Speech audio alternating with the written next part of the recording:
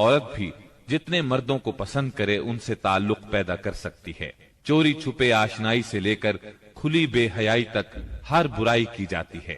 پستی اور گراوٹ کی انتہا ہے کہ منقولہ اور موروثی جائیداد کی طرح باپ کی بیویاں بھی بیٹے کو ورثے میں ملتی ہیں، اور وہ اپنی حقیقی ماں کے سوا اپنی سوتیلی ماؤں سے شادی کرنے میں کسی قسم کی آر محسوس نہیں کرتا۔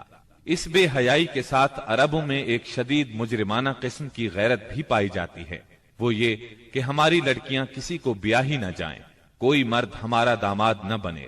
سنگ دلی کی حد تک اس غیر فطری غیرت کے سبب لڑکیاں زندہ دفن کی جاتی ہیں، اور اس انتہا درجے کی بے رحمی پر الٹا فخر کیا جاتا ہے۔ آقا کو غلاموں کی موت اور زندگی پر پورا مالکانہ اختیار حاصل ہے۔ ملک میں کوئی مرکزیت نہیں پائی جاتی، ہر قبیلہ اپنے ایک سردار کے ماتحت خود مختار بنا بیٹھا ہے۔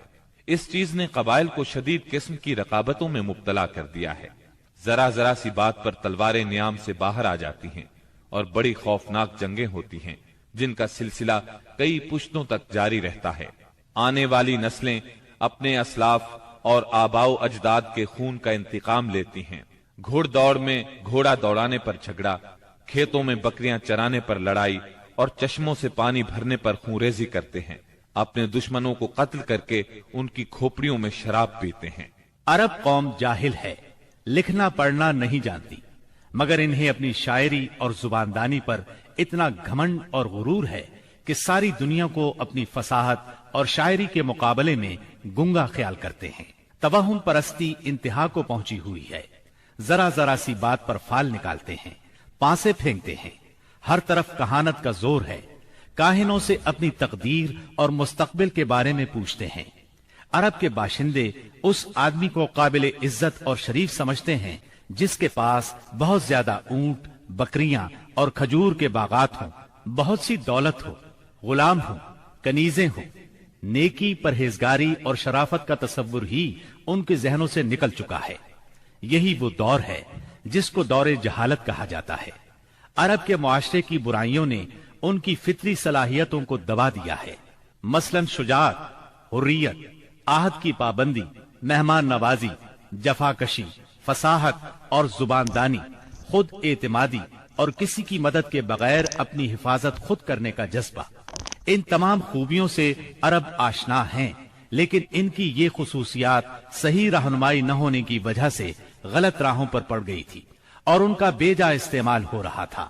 ملک میں بعض ایسے قبائل بھی پائے جاتے تھے جو خانہ بدوش تھے، جہاں پانی کا چشمہ، سبزہ اور کھجوروں کے جھنڈ نظر آئے وہیں ڈیرے ڈال دیے، اور جب یہاں سے جی اکتا گیا تو اپنا مختصر سا سامان اونٹوں پر لاد کر وہاں سے چل دیے۔ یہ تھے عرب کے افسوسناک حالات، لیکن یہ یہاں تک محدود نہیں تھے۔ اس زمانے میں دنیا کے گوشے گوشے میں ایسی ہی پستی پائی جاتی تھی۔ کہیں آگ کی پوجا ہوتی تھی، کہیں محبت اور نفرت کے دیوتاؤں کے آگے سر جھکائے جاتے تھے۔ غرض اللہ تعالیٰ کے سوا اس کی ساری مخلوق کی عبادت ہو رہی تھی۔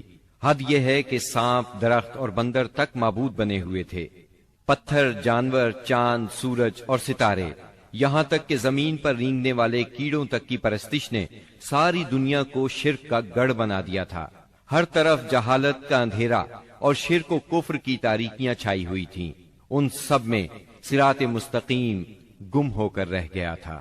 اہل عرب کی حالت زار پر کڑنے کے علاوہ آپ اپنی خلوت و تنہائی میں زندگی اور کائنات کے رازوں پر بھی غور و فکر کیا کرتے تھے اور سوچا کرتے تھے کہ زندگی کیا ہے، کائنات کیا ہے، یہ چاند، سورج، ستارے کیوں کر بنے، کائنات کیوں تخلیق کی گئی، کس نے کی، زندگی کا ظہور کب ہوا، کیسے ہوا۔ یہ وہ دن تھے جب آپ تنہائی میں غور و فکر کی ضرورت کے ساتھ ساتھ عبادت کو بھی لازمی سمجھتے تھے۔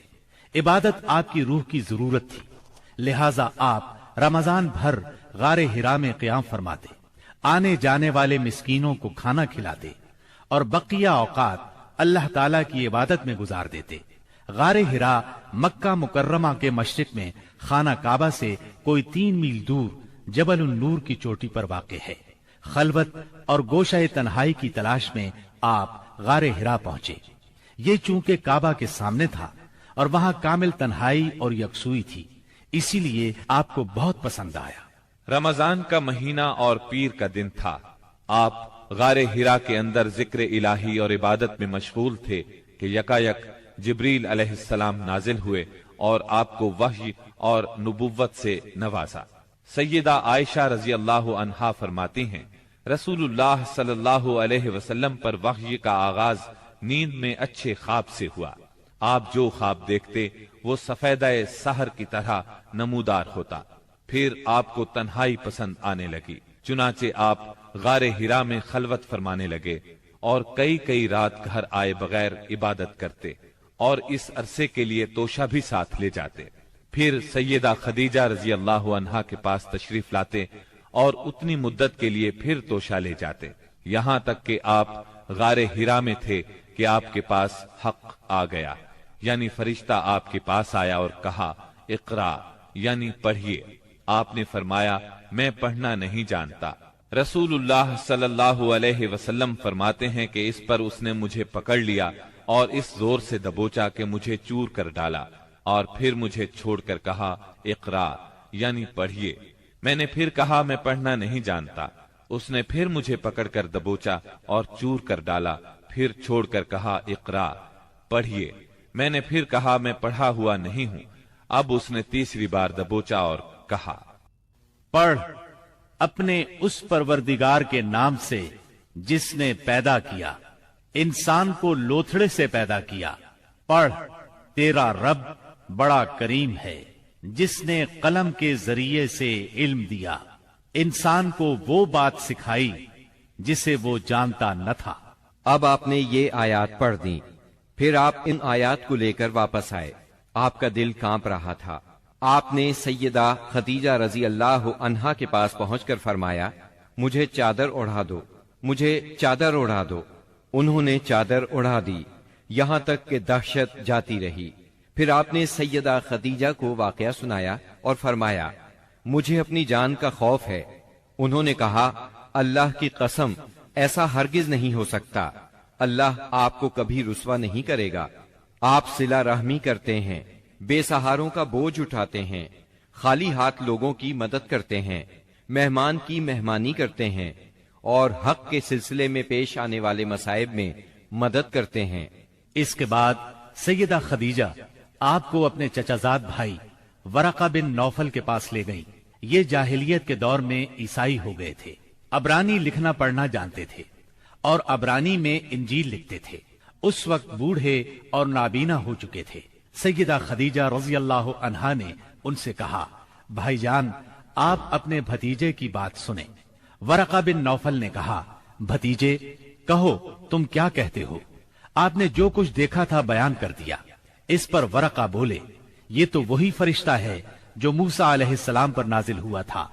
काश मैं उस वक्त जिंदा होता जब आपकी कौम आपको निकाल देगी। आपने हैरान होकर फरमाया, मेरी कौम मुझे निकाल देगी?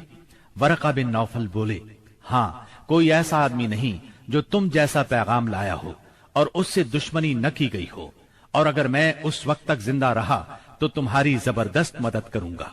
लेकिन इसके बाद जल्द ही वरका बिन नौफल फौत हो गए और उधर वही का सिलसिला रुक गया। वही की बंदिश से आपको सख्त रंजो मलाल हुआ, लेकिन मसलहत इलाही इसी में थी, क्योंकि इस तरह खौफ जाता रहा। मुआमले की नौयत समझने का मौका मिला और दोबारा वही की मशक्कत बर्दाश्त करने पर तबीयत सिर्फ आमादा ही नहीं हुई, बल्कि एक गुना शौक और तलब भी पैदा हुई और आप दोबारा वही का इंतजार करने लगे। उधर आप गोशा नशीनी की बकिया मुद्दत पूरी करने के लिए वरका के पास से पलटकर दोबारा गारे हिरा में तशरीफ ला चुके थे। जब माह रमजान खत्म हो गया और आपकी एतिकाफ की मुद्दत पूरी हो गई तो आदत के मुताबिक पहली शव्वाल की सुबह हिरा से उतरकर मक्का मुअज्जमा रवाना हुए। नबी करीम सल्लल्लाहु अलैहि वसल्लम इरशाद फरमाते हैं, मैं पहाड़ से उतरकर मैदान में पहुंचा तो मुझे पुकारा गया।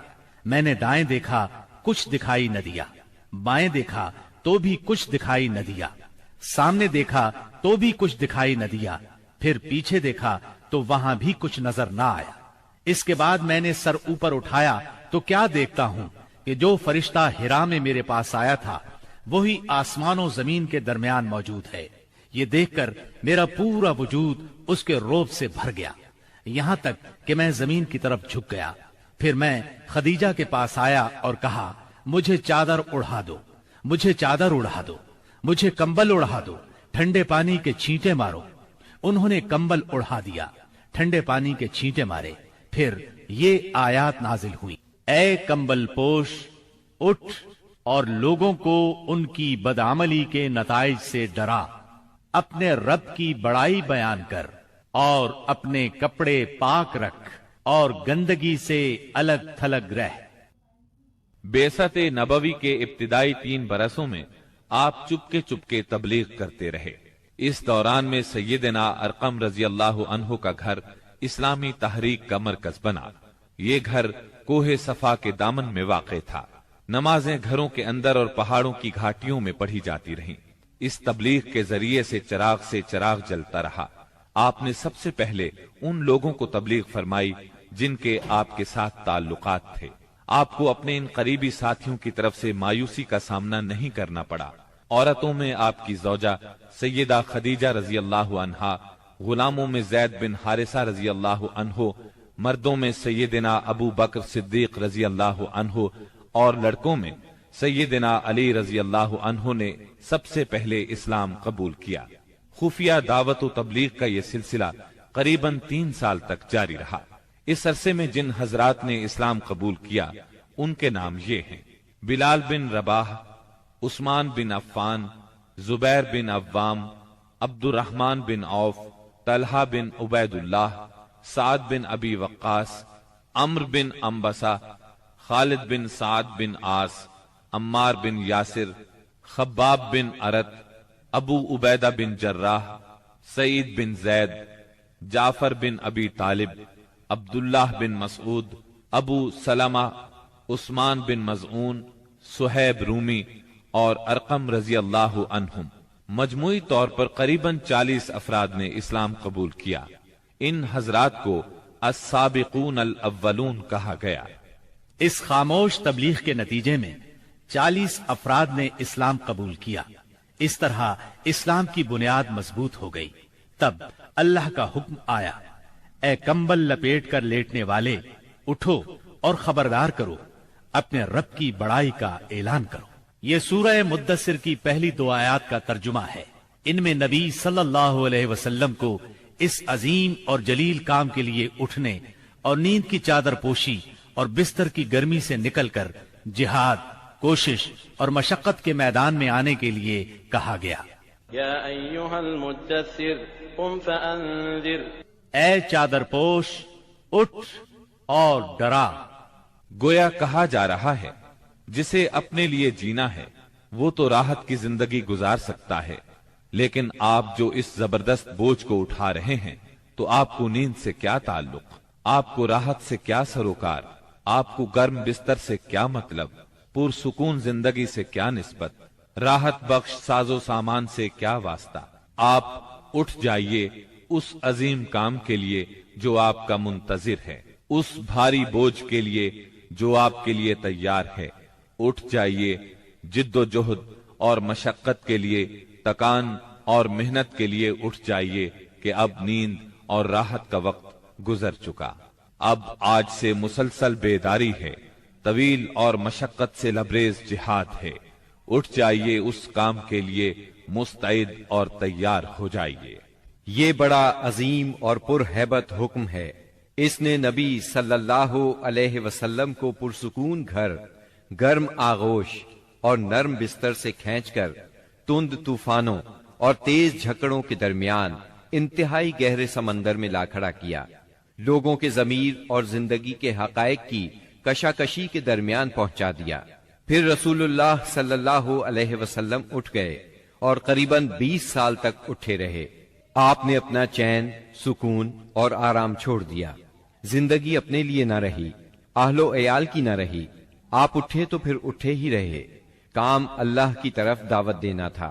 आपने ये कमर तोड़ बारे गिरा अपने कंधों पर किसी दबाव के बगैर उठा लिया।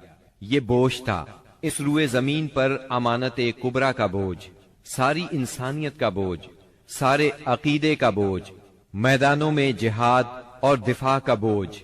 آپ نے 20 سال سے زیادہ عرصے تک مسلسل اور ہمہ گیر مارکا آرائی میں زندگی بسر کی، اور اس پورے عرصے میں جب سے آپ نے وہ آسمانی ندا اللہ کی آواز سنی اور یہ بھاری ذمہ داری پائی، آپ کو کوئی ایک حالت کسی دوسری حالت سے غافل نہ کر سکی۔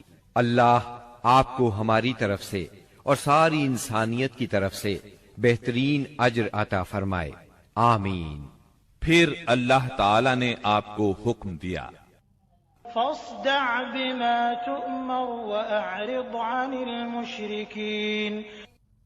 اے نبی، جس بات کا آپ کو حکم دیا گیا ہے اس کا صاف صاف اعلان کر دیجئے اور مشرکین سے رخ پھیر لیجئے۔ پھر مزید حکم ہوا، اور سب سے پہلے اپنے قریبی رشتہ داروں کو کفر اور شرک سے ڈرائیے، اور جو ایمان لے آئے اور آپ کی پیروی کرے اس کے ساتھ نرمی اور شفقت کا معاملہ فرمائیے۔ جب آپ کو عام دعوت دینے کا حکم دیا گیا اور یہ ہدایت نازل ہوئی کہ آپ اپنے قریب ترین عزیزوں کو سب سے پہلے اللہ کے عذاب سے ڈرائیں، تو آپ نے صبح سویرے کوہ صفا پر چڑھ کر بلند آواز سے پکارا، یا صباحا۔ عرب میں یہ صدا وہ شخص لگاتا تھا جو صبح کے جھٹپٹے میں کسی دشمن کو اپنے قبیلے پر حملہ کرنے کے لیے آتے دیکھ لیتا تھا۔ آپ کی یہ آواز سن کر لوگوں نے پوچھا، یہ کون پکار رہا ہے؟ بتایا گیا، یہ محمد کی آواز ہے۔ اس پر قریش کے تمام خاندانوں کے لوگ آپ کی طرف دوڑ پڑے۔ جو خود آ سکتا تھا وہ خود آیا، جو نہیں آ سکتا تھا اس نے اپنی طرف سے کسی کو بھیج دیا۔ جب سب لوگ جمع ہو گئے تو آپ نے قریش کے ایک ایک خاندان کا نام لے لے کر پکارا، اے بنی ہاشم، اے بنی عبد المطلب، اے بنی فہر، اگر میں تمہیں یہ بتاؤں کہ اس پہاڑ کے پیچھے ایک لشکر تم پر حملہ کرنے کے لیے تیار ہے تو کیا تم میری بات کو سچ مانو گے؟ کیونکہ میں ایسی جگہ کھڑا ہوں جہاں سے میں ادھر بھی دیکھ رہا ہوں اور ادھر بھی۔ سب نے یک زبان ہو کر کہا، ہم آپ کی بات فوراً مان لیں گے، ہم نے کبھی آپ کو جھوٹا نہیں پایا، ہم نے ہمیشہ آپ کو سچا ہی پایا ہے۔ تب آپ نے فرمایا، میں تمہیں ایک سخت عذاب سے پہلے خبردار کرنے کے لیے بھیجا گیا ہوں۔ آپ کا چچا ابو لہب بھی اس مجمع میں موجود تھا۔ وہ آپ کا خطاب سن کر سخت برہم ہوا، کہنے لگا، ستیہ ناس جائے تیرا، کیا اس لیے تو نے ہمیں جمع کیا ہے؟ ایک روایت میں یہ بھی ہے کہ اس نے پتھر اٹھایا تاکہ آپ کو کھینچ مارے۔ اس طرح مکے میں اعلانیہ تبلیغ کی ابتدا ہوئی، لوگ مسلمان ہونے لگے۔ مسلمان ہونے والوں میں زیادہ تر نوجوان لوگ تھے۔ اس طرح ان کے بڑوں کو بہت دکھ ہوا کہ ہماری اجازت اور مرضی کے بغیر یہ کیوں پرانے قومی دین سے پھر گئے۔ ان لوگوں نے اپنے نو عمر رشتہ داروں کو طرح طرح سے اذیتیں دی، مارا پیٹا، بھیڑیاں لگا کر قید کیا، چھت کے بغیر کمروں میں بند کیا، تپتی ریت پر ننگے بدن لٹایا، مگر یہ تمام اذیتیں بے اثر رہیں۔ ان لوگوں میں آزاد مرد اور عورتیں بھی تھیں، لونڈی اور غلام بھی تھے۔ لونڈیوں اور غلاموں کو ان کے آقاؤں نے شدید تکالیف پہنچائیں۔ اسی طرح موالی بھی تھے، یعنی غیر قبیلوں کے عرب، جو اہل مکہ میں کسی ایک کے ساتھ کسی معاہدے کے ذریعے سے موالی بن گئے تھے، مطلب یہ کہ ان کے حلیف بن گئے تھے۔ ان میں سے ایک سیدنا عمار بن یاسر رضی اللہ عنہ کا خاندان بھی تھا۔ ان کے خاندان کو خاص طور پر ظلم کا نشانہ بنایا گیا۔ سیدنا یاسر رضی اللہ عنہ پر اتنا ظلم ڈھایا گیا کہ وہ شہید ہو گئے۔ سیدہ سمیہ رضی اللہ عنہا جو سیدنا عمار کی والدہ تھیں، انہیں ابو جہل نے نیزہ مار کر شہید کر دیا۔ یہ اسلام میں پہلی شہید خاتون ہیں۔